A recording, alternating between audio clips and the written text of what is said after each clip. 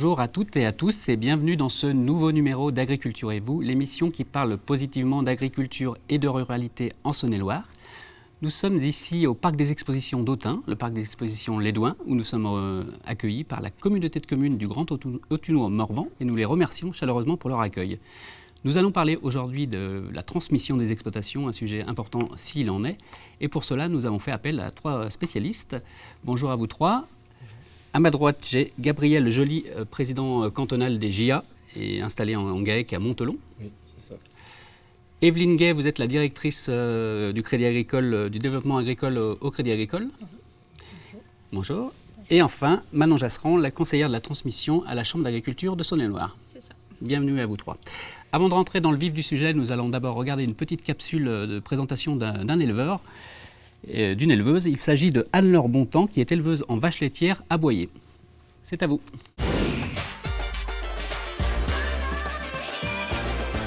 Anne-Laure Bontemps-Préau, je suis installée depuis 2019 suite à la retraite de mon père. J'ai repris la ferme familiale. Ma ferme s'étend sur 53 hectares avec 40 hectares de prairies naturelles et j'élève 20 vaches laitières jerseyaises, ce qui représente à peu près 45 animaux avec les génisses.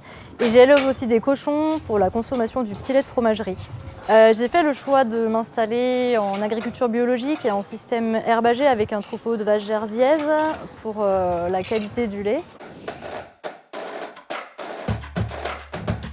Je fabrique une gamme de produits laitiers très large qui va du yaourt, beurre, crème, faisselle à toutes sortes de fromages type camembert, tome. Mes réseaux de commercialisation sont principalement la vente à la ferme avec mon point de vente et un distributeur à casier. J'ai aussi un gros débouché avec des AMAP sur Tournu et Pont-de-Vaux. Pour continuer la logique de circuit court, je ne vends pas mes produits à plus de 50 km de la ferme. Donc mon point de livraison le plus loin est sur Mâcon. Parmi les restaurateurs que je fournis dans le secteur Tournu-Sennecey-le-Grand, j'ai la chance de travailler avec un restaurateur étoilé qui me fait entièrement confiance. Ça permet une belle valorisation de mes produits en cuisine et sur le plateau de fromage. J'ai choisi d'élever mon troupeau principalement à l'herbe. J'ai mis en place un système de pâturage tournant dynamique, c'est-à-dire que les vaches changent de parcelle tous les jours, voire 2 fois par jour sur certaines périodes de l'année. L'intérêt du pâturage tournant dynamique, c'est d'avoir toujours à disposition une herbe fraîche et ainsi d'avoir toujours une constance au niveau de la production laitière. Depuis le début, le Crédit Agricole a suivi mon projet et en cours d'installation, j'ai eu d'autres projets qui ont aussi été financés. Nous avons accompagné Anne-Laure dans la commercialisation de ses produits frais par la mise en place d'un distributeur à casier, accessible 7 jours sur 7 et réapprovisionné tous les jours par notre cliente. Il est important aujourd'hui de pouvoir accompagner nos agriculteurs dans leurs demandes, notamment sur la commercialisation de produits en circuit court. Au final, le Crédit Agricole est un véritable partenaire pour nos agriculteurs de l'installation jusqu'à leur transmission.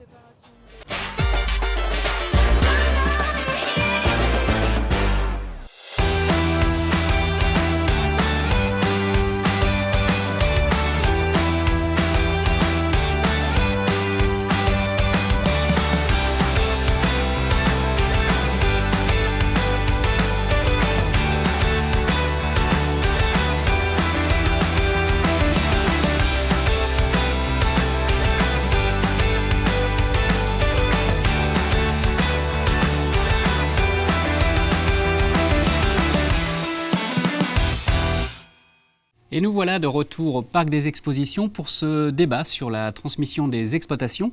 Alors sans plus attendre, je me tourne vers vous, Manon Jasserand, pour avoir quelques chiffres, peut-être quelques chiffres qui vont nous faire peur, notamment sur le nombre d'agriculteurs qui vont partir prochainement en retraite. Oui, alors au niveau du nombre d'agriculteurs qui est en âge de partir à la retraite, on a les chiffres de la MSA, donc il y a pas loin de 1430 exploitants sur le département qui ont plus de 57 ans, donc ça représente 15 à 20%. de la population agricole. Donc oui, c'est un chiffre assez vertigineux. En face, par contre, on a des candidats qui se renseignent, qui viennent au point accueil installation. On en compte 300 à 350 tous les ans. C'est quand même un chiffre important. Certains transforment l'essai et s'installent. Donc on a à peu près 90 dossiers d'installation aidés. C'est quelque chose de stable dans le temps. Et on a aussi des installations non aidées. Donc on a quand même, on va dire, 1 à 2 installations pour 3 départs. C'est à peu près ça le ratio. Ouais. D'accord.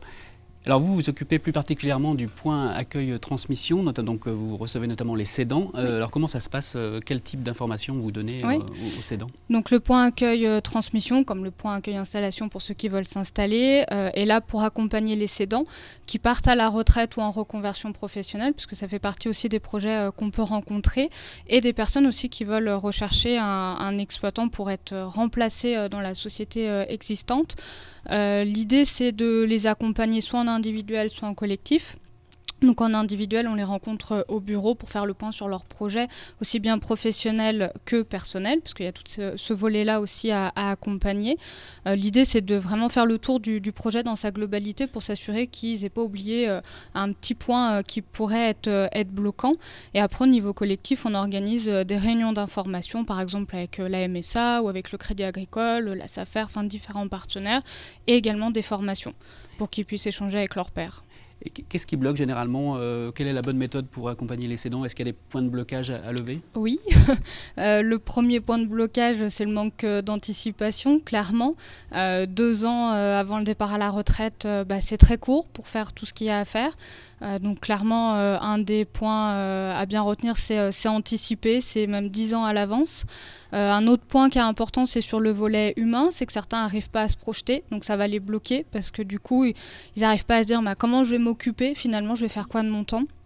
Et un point, bien évidemment, c'est la question de la valeur de son exploitation. À combien je vais la valoriser. Et Evelyne Gay, je me tourne vers vous, partenaire historique bien sûr de l'agriculture, on l'a vu encore dans la vidéo juste avant. Qu'est-ce que vous mettez en place au sein de votre banque pour aider notamment les cédants, des conseillers spécialisés? Je crois qu'il y a des événements. Oui, bonjour à tous. Manon l'a dit, la transmission, c'est une étape clé dans la vie d'une exploitation et de l'exploitant lui-même. Et de ce fait-là, c'est aussi une étape clé concernant le Crédit Agricole. Nous avons donc créé des métiers spécialisés il y a 4 ans pour accompagner les cédants dans leur démarche de transmission. Nous avons 3 ingénieurs patrimoniaux Agriviti qui accompagnent les exploitations et les exploitants qui veulent transmettre. Alors, un ingénieur patrimonial, pour qu'on comprenne bien son rôle? Alors, son rôle, justement, il est dans l'anticipation de pouvoir accompagner l'exploitant, que ce soit sur sa partie privée ou sur sa partie agricole, les deux étant intimement liés en agriculture, mais aussi sur la partie de l'optimisation fiscale, de l'optimisation patrimoniale, des droits de la famille. Donc il va aborder tout ça avec les experts du client, le juriste, l'expert comptable, tout ce qui gravite autour, tous les acteurs de la transmission. Et tout ce petit monde-là va se retrouver autour d'une table et co-construire la transmission de l'exploitant. Finalement, c'est beaucoup de sujets à la fois. C'est de la fiscalité, c'est du patrimoine. Donc, il faut essayer de tout prendre en compte pour réussir à une session. Tout à fait. Et donc, comme Manon vient de le dire, tout ceci prend du temps. Donc, quand elle dit 10 ans, 5 ans, c'est un minimum, effectivement. Donc, pour accompagner, vous parliez d'événements, pour accompagner les exploitants dans leur démarche, nous organisons tous les ans des matinales de la transmission. Il y en a eu 2 cette année, au mois de novembre, début novembre, sur Autun et Charolles, qui ont d'ailleurs rencontré un vif succès. Qu'est-ce qui se passe? Le principe de ces matinales, tous les acteurs de la transmission sont présents, MSA, SAFER, Chambre d'agriculture, experts comptables, juristes, bien sûr nos ingénieurs patrimoniaux, un notaire spécialisé en droit rural éventuellement. Et puis les exploitants peuvent venir dans cette matinée et rencontrer individuellement sous forme d'atelier ces acteurs pour pouvoir avoir un premier échange et faire le premier pas. C'est une première approche. Voilà. Donc souvent, ce sera suivi d'un rendez-vous futur pour approfondir la situation. D'accord. Gabriel, je me tourne vers vous. Alors, il suffit de regarder votre visage pour comprendre qu'on va plus parler d'installation que de session avec vous. Alors, l'installation, justement, vous êtes bien placé pour en parler parce que vous êtes installé il n'y a pas très longtemps. Alors, racontez-nous un petit peu comment ça s'est passé. Bonjour à tous. Oui, donc je suis installé il y a très peu de temps, donc 1er janvier 2023. Donc, sur exploitation familiale avec un tiers, donc quelqu'un qui s'est rajouté à notre... donc, qui n'est pas de la qui famille. n'est pas du tout de la famille, voilà. Donc, ça c'est allé très très vite. De toute façon, depuis qu'on est installé, on vit à 100 à l'heure. Voilà, donc on a commencé par le point accueil installation, donc pour une installation aidée, voilà. Et au fur et à mesure, avec la Chambre d'agriculture, les GIA, donc on a monté le projet et pour arriver à un PDE, un plan d'entreprise calé, fixé et un dossier prêt à présenter au jury des GIA, voilà. Alors, parmi les regrets possibles, on avait évoqué en préparant cette émission au téléphone, vous m'avez dit que c'était allé un peu vite. Il vaut peut-être mieux en théorie anticiper aussi un peu l'installation quand même. Il faut anticiper l'installation, il faut la préparer. Voilà. Moi j'ai fait mes études agricoles, j'ai quand même bien travaillé mon projet, j'avais une idée en tête et l'idée a mûri, le projet a grandi. Après, il faut prendre le temps quand même de calculer, il faut prendre le temps, voilà, tout se fait pas en une semaine, et il faut savoir qu'en fait on n'est pas tout seul, il y a aussi d'autres acteurs qui rentrent en compte, la Chambre d'agriculture, les GIA comme je l'ai déjà dit, donc voilà, toutes les étapes prennent du temps, et il y a aussi des imprévus dans les projets, nous on en a une, on a été obligé de refaire le P2 trois fois, donc voilà. Donc installation sociétaire, vous l'avez dit. Ce que vous n'avez pas dit, c'est que vous avez ajouté un atelier de la transformation de céréales pour faire du pain et des pâtes. Des pâtes aussi. Et des pâtes, c'est encore plus original.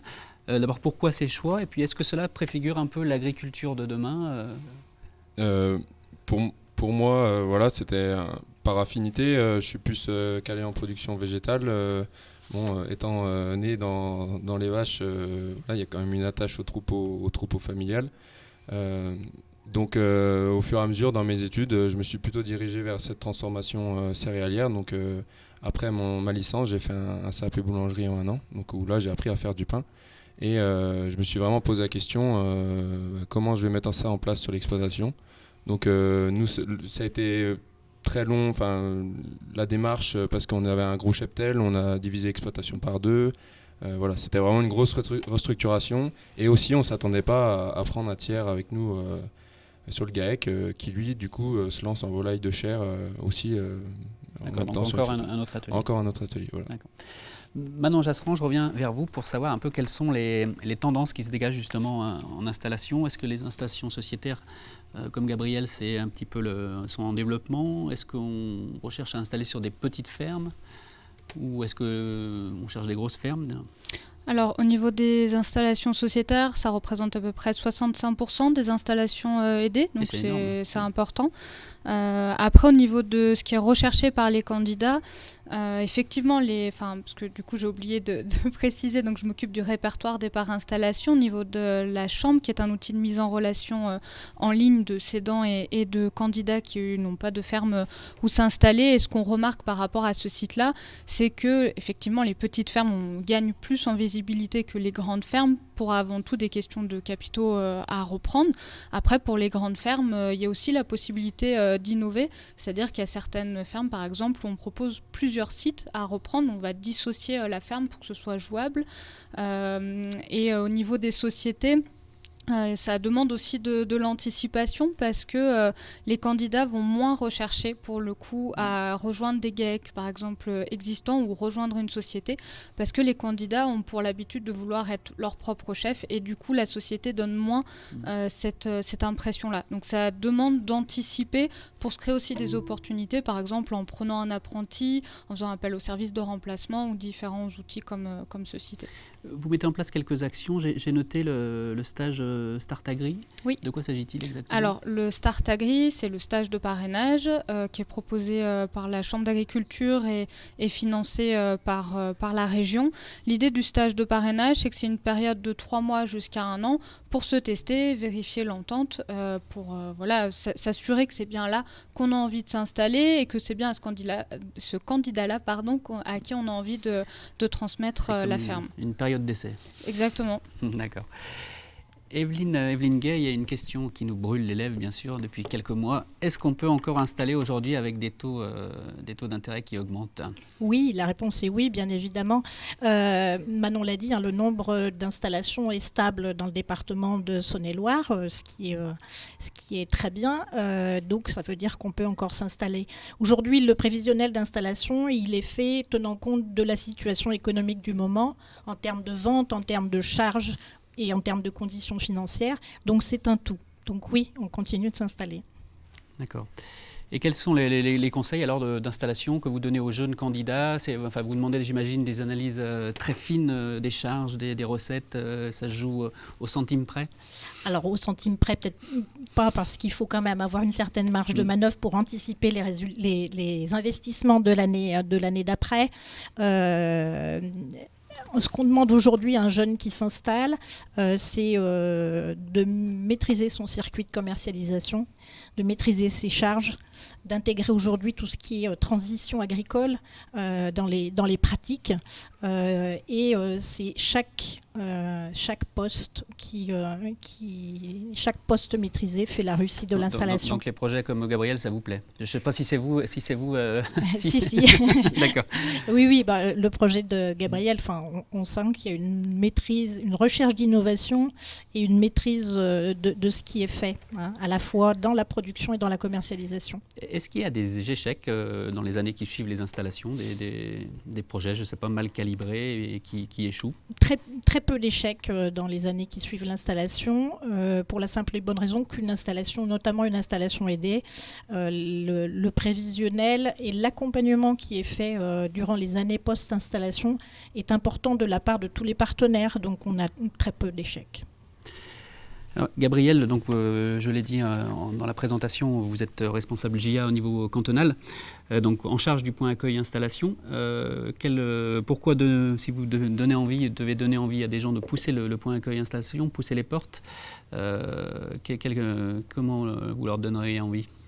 JA dans le département fait pas mal d'actions pour promouvoir l'agriculture, promouvoir l'installation. Donc ça se passe dans les lycées, dans les collèges, dans les écoles.